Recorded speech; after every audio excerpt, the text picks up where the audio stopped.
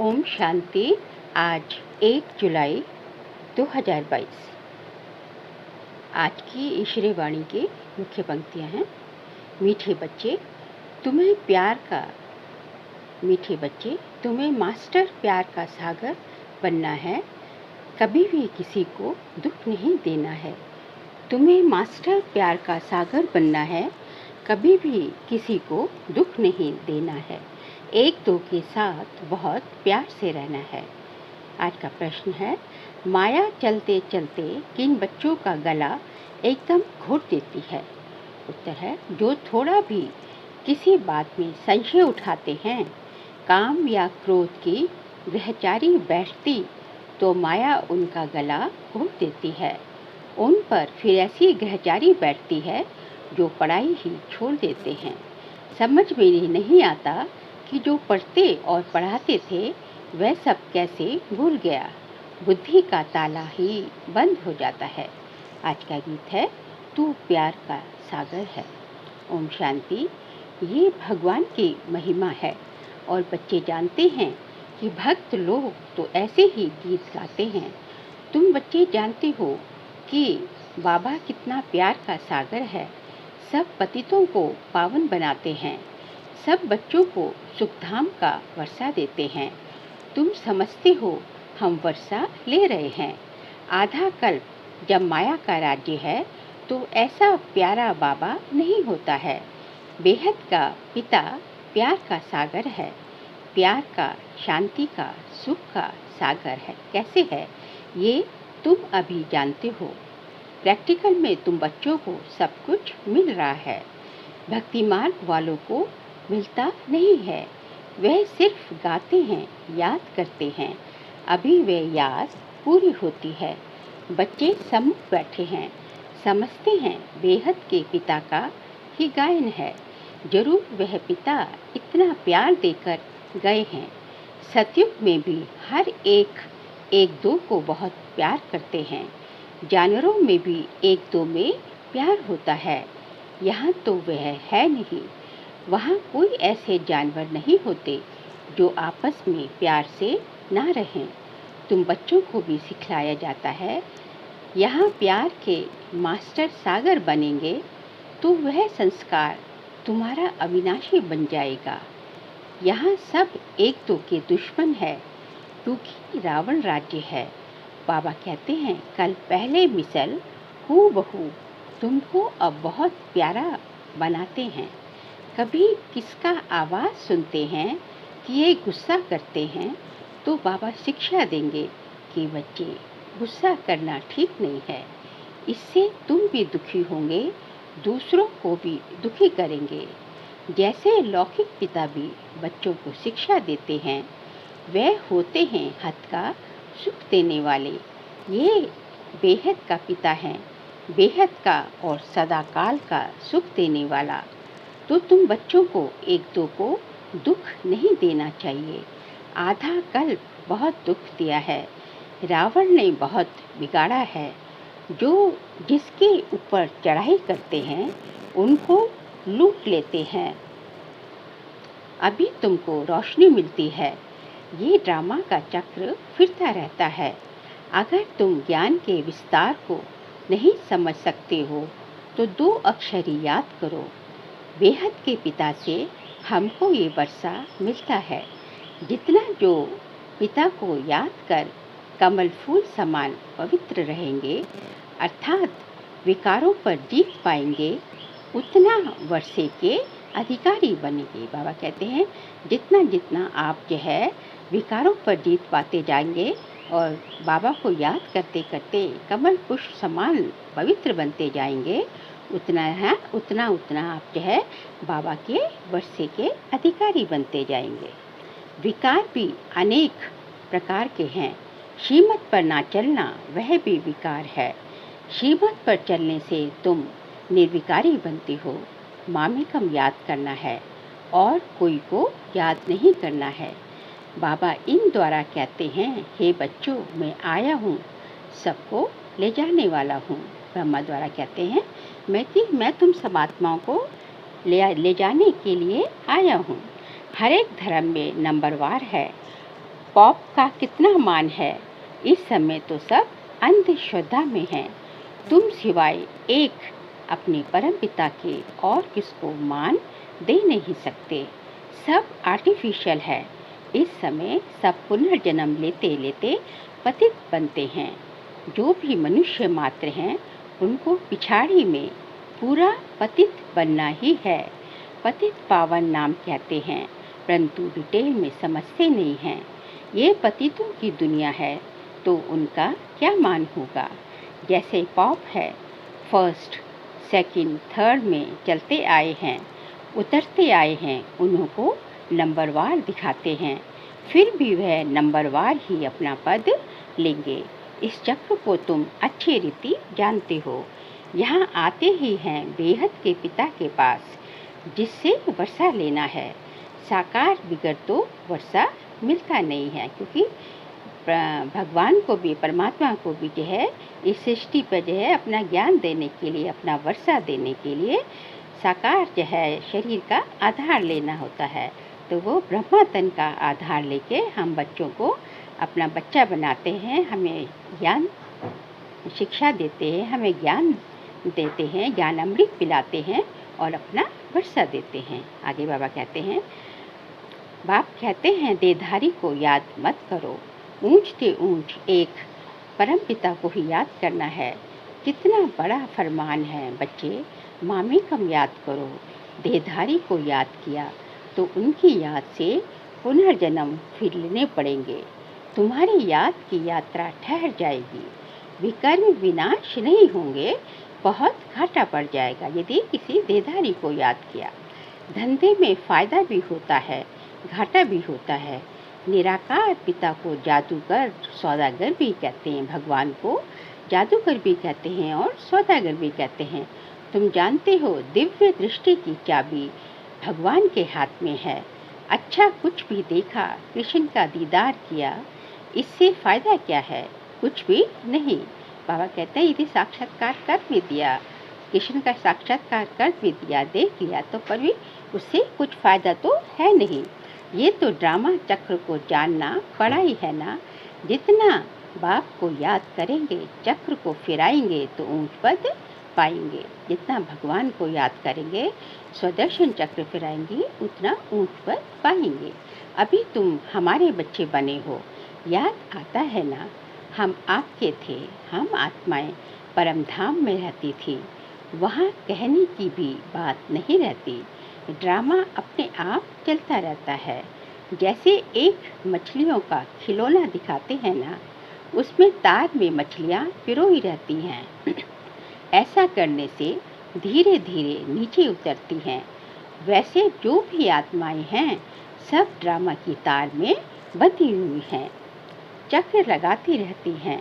अब चढ़ती है, फिर उतरने लग पड़ती हैं। तुम जानते हो अब हमारी चढ़ती कला है। संगम युग पर हम सभी की, जो बाबा के बच्चे बन गए, हम सब ब्राह्मणों की चढ़ती कला है। ज्ञान सागर बाप आया हुआ है। चढ़ती कला फिर उतरती कला को तुम जान गए हो। फिर जैसे सतयुग अभी चढ़ती कला है संगम युग पर, और फिर जो है जैसे जैसे सतयुग के बाद फिर उतरती कला शुरू हो जाती है। कितना सहज है। उतरती कला कितना टाइम लेती है? उतरती कला पूरे 5000 साल वर्ष लेती है, पूरा कल्प लेती है। फिर कैसे चढ़ती कला होती, और चढ़ती कला से जो है, चढ़ती कला के केवल एक जो है संगम युग पर ही होती है। तुम जानते हो बाबा आकर पलटा देते हैं। पहले पहले है आदि सनातन देवी देवता धर्म, फिर दूसरे धर्म आते रहते हैं। तुम बच्चे जान चुके हो कि हमारी चढ़ती कला है, उतरती कला पूरी हुई। तमो प्रधान दुनिया में बहुत दुख है। ये तूफान आदि तो कुछ भी नहीं है। तूफान तो ऐसे लगेंगे जो बड़े बड़े महल गिर जाएंगे। बहुत दुख का समय आने वाला है। ये विनाश का समय है। हाय हाय त्राही त्राही करते रहेंगे। सबके मुख से हाय राम ही निकलेगा। भगवान को ही याद करेंगे। फांसी पर चढ़ते हैं तो भी पादरी आदि कहते हैं गॉडफादर को याद करो, परंतु जानते नहीं, अपनी आत्मा को भी यथार्थ रीति नहीं समझते। मैं आत्मा क्या चीज़ हूँ, क्या पाठ बजाता हूँ, कुछ जानते नहीं हैं। आत्मा है कितनी छोटी, कहते हैं स्टार मिसल छोटी है। आत्मा का साक्षात्कार बहुतों को होता है, बहुत छोटी लाइट है, बिनती मिसल सफ़ेद लाइट है। उनको दिव्य दृष्टि बिगर कोई देख ना सके, अगर देखते भी हैं तो समझ में नहीं आता है। सिवाय ज्ञान के कुछ भी समझ में नहीं आता। साक्षात्कार तो ढेर होते हैं, ये कोई बड़ी बात नहीं है। यहाँ तो बुद्धि से समझ सकते हो। बाबा यथार्थ रीति ही समझाते हैं, और कोई की बुद्धि में ये बात नहीं है कि हमारी आत्मा में 84 जन्मों का पाठ ढूंढा हुआ है। जो ब्राह्मण बच्चे बनते हैं उन्हों को ही बाबा आकर समझाते हैं, और उन्हों के ही 84 जन्म होते हैं। दूसरे कोई की बुद्धि में बैठेगा ही नहीं। तुम एक्यूरेट समझते हो कि 84 जन्म का चक्र है।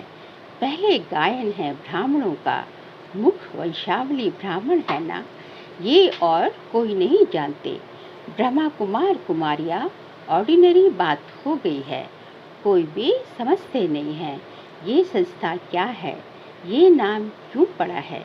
प्रजापिता ब्रह्मा नाम डालने से फिर क्यों का प्रश्न निकल ही जाएगा।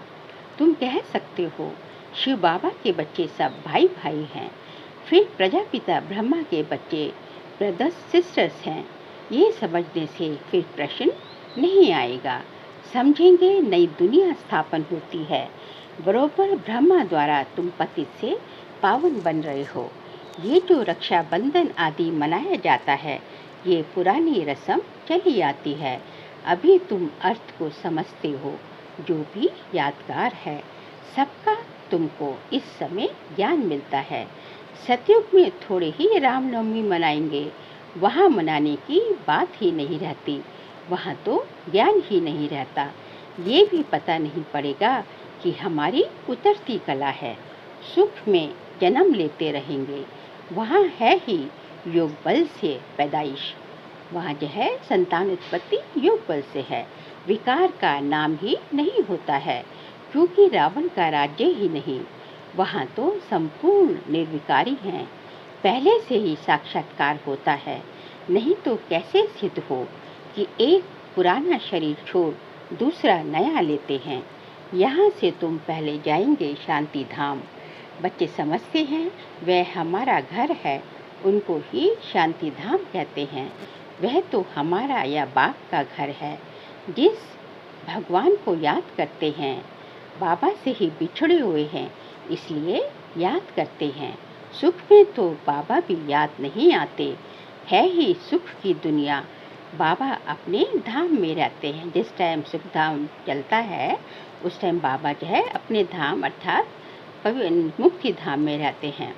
जैसे कि वानप्रस्थ में चले जाते हैं। दुनिया में तो जब बूढ़े होते हैं तो वानप्रस्थ ले लेते हैं, लेकिन परमपिता परमात्मा को बूढ़ा थोड़ी ही कहेंगे। बूढ़ा हुआ जवान तो शरीर होता है, आत्मा तो वही है। आत्मा में माया का परछाया पड़ता है। तुम सब कुछ जान गए हो, आगे नहीं जानते थे। रचयिता रचना का राज परमपिता परमात्मा ने समझाया है।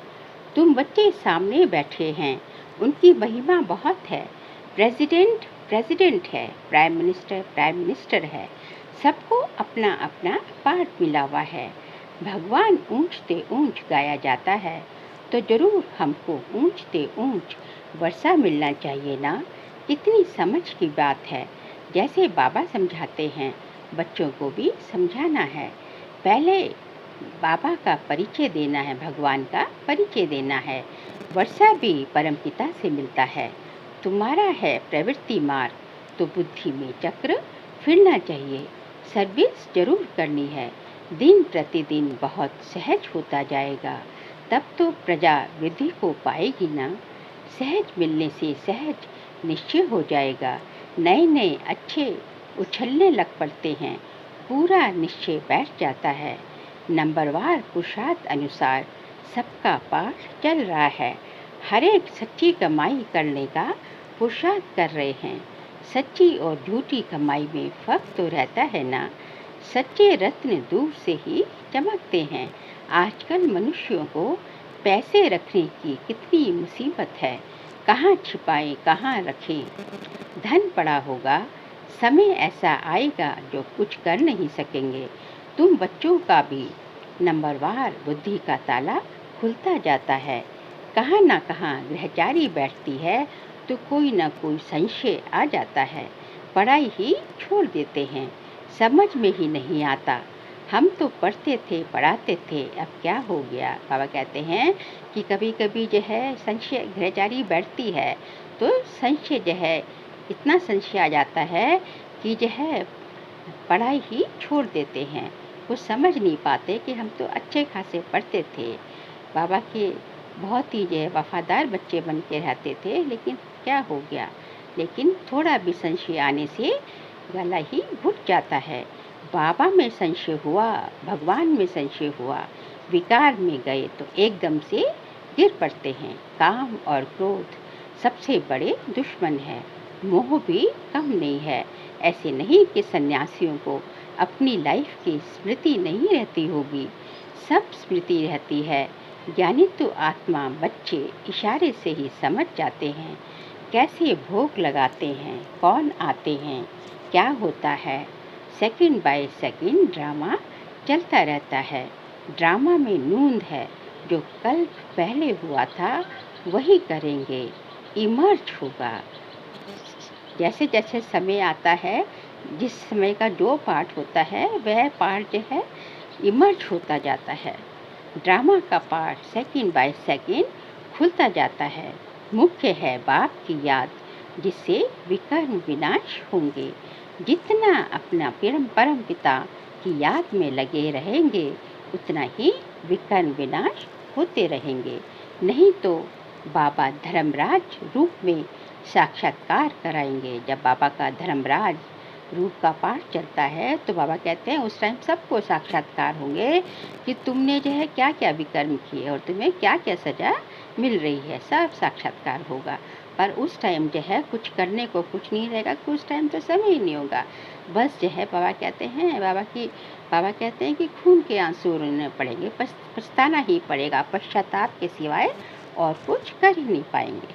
अभी भी बहुत है जो चलते चलते अनेक भूले करते रहते हैं, बताते नहीं हैं। नाम बहुत अच्छा अच्छा है, परंतु बाप जानते हैं कि कितना कम पद हो पड़ता है, कितनी ग्रहचारी रहती है।